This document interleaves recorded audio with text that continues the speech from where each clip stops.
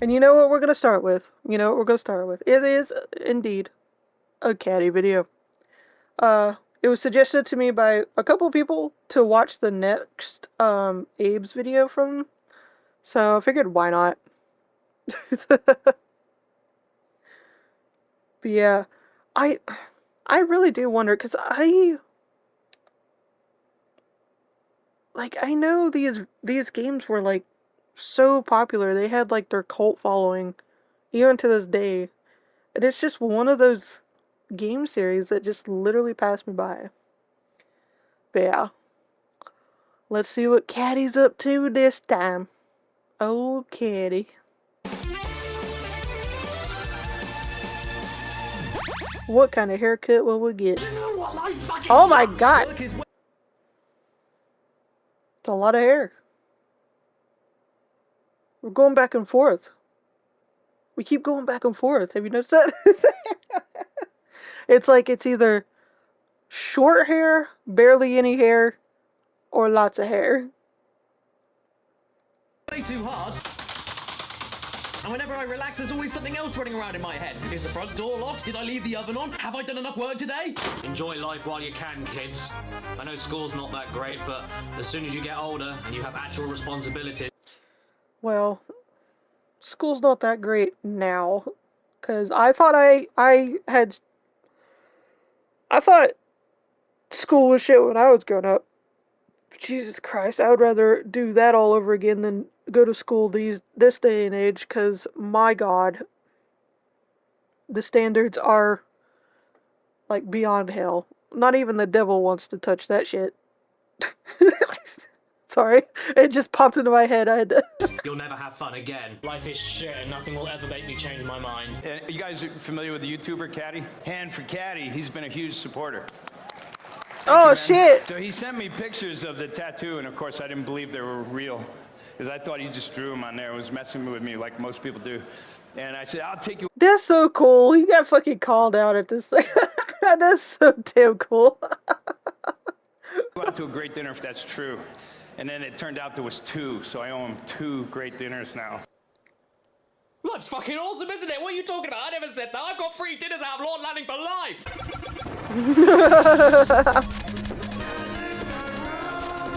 Get him a Chris. Greetings and salutations, my beautiful people. And Oh, yeah, Panda. I'm trying not to continuously rant about Nintendo, but their fucking membership bullshit when it comes to, like, their old games, putting the old games on the Switch or the Switch 2, is just, it's barely fucking anything, first of all, and they want monthly payments. It's like, no, Nintendo, just stop. Someone needs to talk to them, really. Someone needs to sit down these old, I'm assuming they're old, but old business folk in charge. They need to have, like, a little sit down and talk to them like they're 5 years old, slowly explain to them why this is shit, why this doesn't work, and why they need to do this instead. It's just, welcome to the Caddicarus show, where I always have to do the duty of deciding whether or not things deserve to be slaughtered or salvaged. And who here remembers all those years ago when I first did my videos on the Oddworld games? But enough stalling, because there's a lot to go through, if you couldn't tell by the length of this video. So, yeah, they were very old and cringy, so I decided a while ago to redo my Abe's Odyssey video as a Caddicarus episode so I could do the game a little bit more justice. But the problem with that is that I never actually followed that video up with a video about my favourite Oddworld game of all time. Abe's Exoddus. Yeah, it's weird, isn't it? I have Abe's hand tattoos from Exoddus on my hands, and it's public knowledge that the game is one of my favorite video games of all time, not just in Oddworld, so why did it take me so long to go back here? Well, I'll tell you, alright? Keep your loincloths on. You see, during EGX 2017 in Birmingham last week, my girlfriend Karis and I actually spent a lot of time with the Oddworld team in Fat Kraken Studios so that they could show us a very early build of the upcoming sequel to New and Tasty, Soulstorm, the complete redoing of the classic Abe's Exoddus. Yes, we are the first and only members of the public to have actually seen and had a go at the game. I feel very privileged. Either way, while we were there, I got an interview with the legendary Limitless Luscious Lorne Lanning and discovered more about Exoddus itself and how it wasn't exactly the game that it was intended to be. It turned out that Abe's Odyssey was given around 3 years or so of development, and sorry, I just had to say this. I think it's so funny that in in this video, Caddy has so much facial hair and hair on his head going on, but somehow he looks like baby Caddy still. I don't know. He just- After the sleeper hit success of the game that PlayStation wasn't actually expecting it to be, a sequel for it was heavily pushed and demanded by higher-ups. So much so, in fact, that instead of 3 years of development, Oddworld inhabitants had a grand total of 9 months to make the game. 9 fucking months. One of my favorite video games Wow. of all time took 9 months to create. I always thought Naughty Dog's Crash Bandicoot games coming out on a yearly basis was impressive, Damn. but this is another level, especially considering this is literally They really said, listen, a woman could push out a human being in that amount of time. You could do this. They really said that's enough time. double the game that Odyssey was. And if you missed my video on Abe's Odyssey, don't worry, because Abe's Exoddus itself actually explains what happened in the last game, so let's just sit back and watch that. You should dish out some cash and go buy the stinking game. Well, fuck you then. With such a tight timescale, this did mean that a lot of assets and ideas were reused in Exoddus, but despite that, damn did they deliver on one of the most impressive and expanded sequels of all time. It's a game on 2 discs instead of 1. It lasts twice Oh my as long God. without a single superfluous moment. There's double the gameplay mechanics and tweaks with the same classic heavy Abe controls. You knew possession you were of in for a enemies for the sake time of if no you had weapons, and 2 game speak discs. still intact to communicate with your friends and solve hundreds of puzzles. This is essentially an extension to Odyssey, a full game double disc DLC to the original story, and it rocks. The additions are just everywhere. I mean, even from the main menu, you can see in the GameSpeak section that there are many more creatures and characters to possess and communicate to others with. However, I must point out that the Scrab's power charge sounds like this, and the howl sounds like this. I think someone fucked up there. Black sheep, have you any wool? Oh my god. And of Don't be course, the putting that on my story in this screen, game, much like immediately some of the copyrighted. assets, does hit a lot of the same beats as Odyssey, but that's not necessarily a bad thing because the FMV cutscenes are still gorgeous, and the game is still chock full of its demented overtones, twisted reflections on real-life consumerism, and dark humor, which is present even in the loading screen to start the game that politely requests that you sit down and shut up! Okay, demanding that I go buy your last Damn. game because you can't be bothered to tell me what happened in the last game was one thing, but now I'm being dictated to. I don't play video games to be insulted, I get enough of that walking down the street. Exoddus follows straight after Odyssey, assuming that you got the good ending where Abe is a hero, and then he gets accidentally knocked out, poor bastard. Yeah, that was so fucking weird, Liam. That Caddy video. What was? I can't even remember what the fucking name of it was, but it was so weird. I did not expect it, and I can't remember who the copyright was by. I think it might have been. I think it was Sony, if I'm remembering right. But it was like there was no way I could put up the video because what was copyrighted, like it. You know how YouTube will tell you what's copyrighted, like from minute to minute in sections, and like 90, I want to say 95% of the video was copyrighted. Like I couldn't even show it. Like it was just, you just couldn't even. Like if I had made it public, no one would see it in the entire world. Like no one would be able to watch it. It was crazy. So I couldn't even edit that fucking thing to where it'd be watchable. It was Sony for some reason fucking went after it. Gobbled that shit up. And so starts seeing these Mudokon spirits that are letting Abe know that he may have stopped the evil Gluckons from cutting up all of his species for meat, but now they're digging up the remains of already dead Mudokons for some unknown sinister purpose. But you know how Oddworld works, Mudokons like Abe are the slaves of the world, so do you think that the Gluckons want them to know that they're digging up their ancestors? Of course not, which is why they had all their eyes stitched shut. Oh, wonderful. Okay, excuse me for a Oh second. my The god! disgusting thing about all of this is that after you and your posse Deep invade the lore. mines of Necrom to find out why the bones are being dug up, your friends start drinking a new Gluckon brew known as Soulstorm after all the walking through the deserts they've been doing, which turns out to be one of the most addictive and dangerous substances in Oddworld, made out of the bones of their own dead relatives, and also, as you later discover, God live dang. Mudokon tears. At least the first game didn't make these poor The more souls I learn, cannibalize the more themselves on fucked up it Mudokon just pods. gets. This is just sick. And this idea of a constant gift that keeps on giving, a self-sustaining, never-ending looping economy of bribing Mudokons to work with the addictive brew, then Yeah, I remember seeing like some YouTube comments mentioning it. I'm like, oh no. If they only fucking knew. If they only fucking knew that Sony would literally like come to me in my bedroom while I'm like live streaming it and just full on SWAT team black bag me, and I would just disappear. Because they were fucking going after it, alright?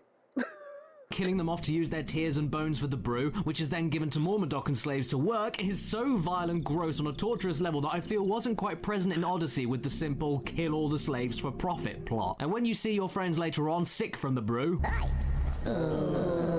you can't continue without their help, and so you need to call out to your inner spiritual roots yet again to prove your worth in many forgotten, frightening temples in order to learn another ability to cure the sickness, instead of learning an ability to destroy everything, and then head back to save your friends who are apparently so sick that they ate all of the rocks that you were climbing around on earlier. And finally, when all is said and done, you have to shut down the sinister brewery. Yes, shut down. So yeah, see what I mean? It does hit a lot of similar beats to Abe's Odyssey, but there's enough twists in the formula that it feels enough like a continuation of Abe's quest, as well as an expansion to the utterly giant world of Oddworld. And the same can be said in the gameplay too. The delayed, weighty controls that require Abe's feet need to be in a particular position during a step in order to run and jump properly are identical. I just think it's, like, funny and sad that these games so far, from what I've learned of the lore, is like some dark shit. It's like really fucked up. But the game itself is also not only in how you play, but the characters are all also goofy as hell. So it's like, I guess they really balanced it out well, where it's like, yeah, all the shit happening in this universe is fucked up, but also look at this funny shit you can make your character do. Identical to before, so if you didn't like that in Odyssey, you can suck my mullet. The rest checks out too. One-hit death, slow, methodical, and cinematic platforming, stealth being the main factor of gameplay alongside physical puzzle solving, and of course, turning the tables in Abe's favor as he gets into a safe enough location and possesses his enemies in order to kill everyone in his path or create a safe enough environment for the puzzles. But the thing is, all of these returning features are turned up to their natural extremes. Even Possession, where it had definitely obvious safe places that the game expects you to use it in Odyssey, is nowhere near as obvious or clearly safe in Exoddus, making you think tons more about the best places to use it at the right times. And just because the game plays very similarly doesn't mean it looks or sounds the same or worse, because much like all of the original high-quality story FMV, all of the original pre-rendered backgrounds are once again works of fucking art. Look at them. Even as you're going back to the motif of temples infested with paramites and scrabs, they Oh yeah, look it does completely have different than they did a in nice Odyssey, soundtrack. since they're different locations, and it makes Oddworld itself feel much bigger and more mysterious than we'll ever Although- truly understand. The new locations like the Fico Although I would not be listening to this shit in the dark if I'm walking home by myself. You're crazy, Liam. You're crazy. I'd be constantly paranoid. A fucking serial killer would be behind me. train station looks Welcome on in, suitably thank you. convenient to the public, yet deathly and empty at the same time. The mines look totally desolate and oppressive, and the slick barracks are totally badass, looking so fucking evil and swarming with enemies and mines that it makes the threatening trenches and green, murky, dirty fog all the more horrid. And the music is still some of the trippiest and most atmospheric music you'll ever hear in a PS1 game. And hey, Abe can still speak in this game, but do you remember all the times you had to call each individual Mudokon in Odyssey and painfully bring them back and forward through death traps and pitfalls in order to save them? Yeah, you don't do that anymore! Boom! You have a command that allows you to communicate with every Mudokon on the screen at once and have them all follow you or wait at the same time, fixing all of the ridiculously frustrating repetitive moments from before and building more of the game around multiple Mudokon commanding at once, since you can now tell your muds to work once they automatically stop at a wheel or switch, fixing an issue and adding more stuff to it. It's great, and what's better than all of this? Sneaking around with a group of Mudokons behind you. It sounds like the tightest leather pants in existence. Oh my Rubbing in god, between Caddy! your thighs like a naughty Caddy! doctor.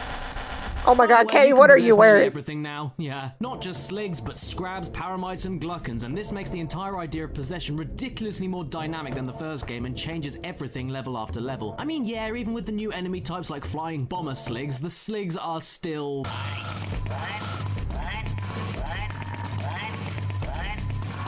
fucking stupid, but the rest give you even more puzzle types with the new control styles and mechanics, new methods of communication or domination over other creatures, new ways to scout ahead, and new multiple choice ways of solving the same puzzles, with my favorite moments being when you possess Gluckons near the end of the game. Since Gluckons really Not look the like armpit this scratch. under their suits, they can't do anything, you see, so the gameplay with them revolves around you possessing someone that you can then command another thing that you've possessed in the past to sacrifice themselves, pull switches, and kill things that usually only ever mean that you run away from when you play as Abe. Does anyone else here as well love the noises Sligs make whenever they use a teleporter? I don't know why, it cracks me up. How more displeased could you sound about such amazing technology?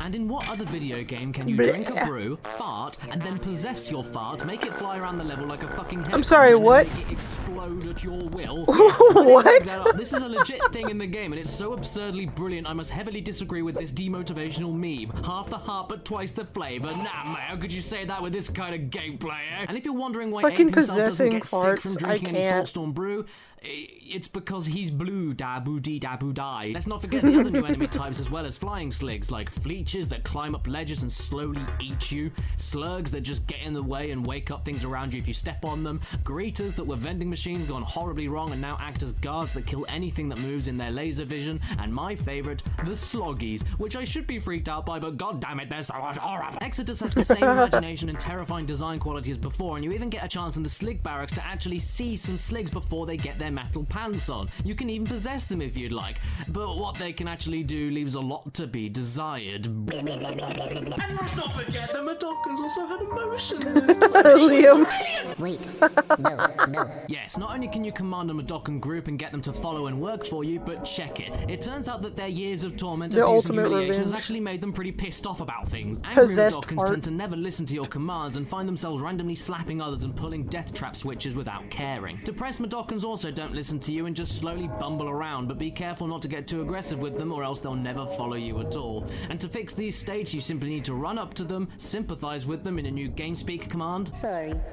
Okay. or tickle their noses, whatever works for you, and then you'll be off. little Wild tickle, Mudokons tickle. are much harder to work with, though, going crazy on happy gas and running around and laughing like insane clowns with no regard for sleeping enemies or traps alike. So to fix them up, you need to use another GameSpeak command, a well-timed slap, to get them back into reality. Don't do it again, though, or they'll get angry and hit you back. Sick Mudokons need healing from a special chant, and just do this. And what I love is that sometimes the muds aren't just found like this, but can also be made into one of these states by you, depending on the order in which you solve particular puzzles. So whenever you feel yourself accidentally getting a Mudokon wet, or filling a room full of gas in order to proceed, just make sure that you're prepared to deal with the consequences. And even though it's not an emotional state, it's still another type of Mudokon to deal with. Yes, you also have to sort out the blind ones.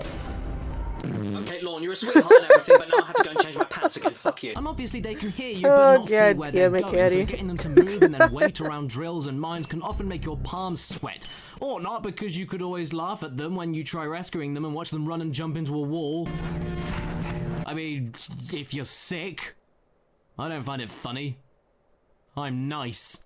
Uh-huh. Secrets are also extremely well hidden, but Oh, well yeah. hinted at the same time, really rewarding yeah, those with keen that was really eyes. And if believable, you see Caddy. empty Soulstorm bottles or some rubble dripping from the ceiling or below your feet, you know that there might be something worth finding and more Mudokons worth saving. And these feel similar to Abe's Odyssey secrets, but nowhere near as cryptic, and actually do give more logical indications, as well as much more challenging surprises waiting for you on the other end. Okay, I need to deactivate these mines. Oh, come on, do it quickly, or they're gonna get grounded up if I'm not quick. Okay, all of you, come here. Follow me. No, damn! Shit. Well. I'm so sorry, man. Well, hey, at least you made it out. Oh, wait, no, what are you doing? No, are you hitting yourself? Stop it! No, what are you doing? No! Suicide? I have to deal with that What? as well? Oddworld, What? come on now. This isn't just odd anymore. You've reached the realm of being a dick. You should rename yourself Dickworld. It goes without saying, absolutely, that with all of these new mechanics, new games, Caddy's laundry new puns must be emotions to work proud. with, that Exoddus is much, much harder than Odyssey, especially when trying to get the minimum 150 Mudokons for the good ending. Yeah, there's Never 300 clean to save again. here. Odyssey only had 99. That's how much bigger this game is. And the game doesn't skimp out on enemy numbers, near impossible situations, and extremely tense timed puzzles. The sligs in the barracks especially fire towards you the second they hear any kind of noise. There are more puzzles with alarms and mines involved, and far too many moments to count with you just making it through a situation, saving your friends from drills, or pulling a guarded switch before slinking back into the shadows. Dude, that was so close. So do you know what the team did to counteract this and not make this more frustrating? frustrating than the original game? Abe's Exoddus. Quick save. At any moment of the game, you can quickly pause and create your own checkpoint after a death or quick reloading point without the tediously slow game saving in the memory card system, and this was one of the best and most welcome additions to the formula anyone could have wanted. I mean, this game is so brutal sometimes it certainly needed it. Even here I get shot and then blown up. How gruesome. But yeah, there are 2 discs here this time, so when I say this is literally double the game as before, it is. And yes, even Lorne himself admitted in my interview, which will be done very soon, okay, that there were a lot of recycled things in order to squeeze the game into a 9-month development cycle, even including enemy characters that weren't meant to look the same, but due to limitations they had no choice but to replicate them with stretches and bulges and such. And yeah, since there's not only twice the game but twice the gameplay possibilities, this is not a problem as far as I'm concerned. There are so many more disparaging moments between moods of the game as well. Tons of quiet, slow, contemplative and tense scenarios that are followed up by frantic and panic-inducing moments like the Fleeters chipping off Abe's invisible health bar a tiny bit at a time, and you only have Abe's scream going up in pitch as an indication how close you are to death and how much you need to rush before... And yes, Paramites and Squibs are still terrifying, especially when you go from the slower puzzle-solving moments with them straight into the nasty chases with them as they unexpectedly charge out of the shadows or eerily crawl into the frame ready to eat you. I said this last time too, but my god, I just know if I had even if I played them today, I know my blood pressure would be through the fucking roof. Cause y'all know I'm not. I am a gamer, TM, but I am not pro gamer.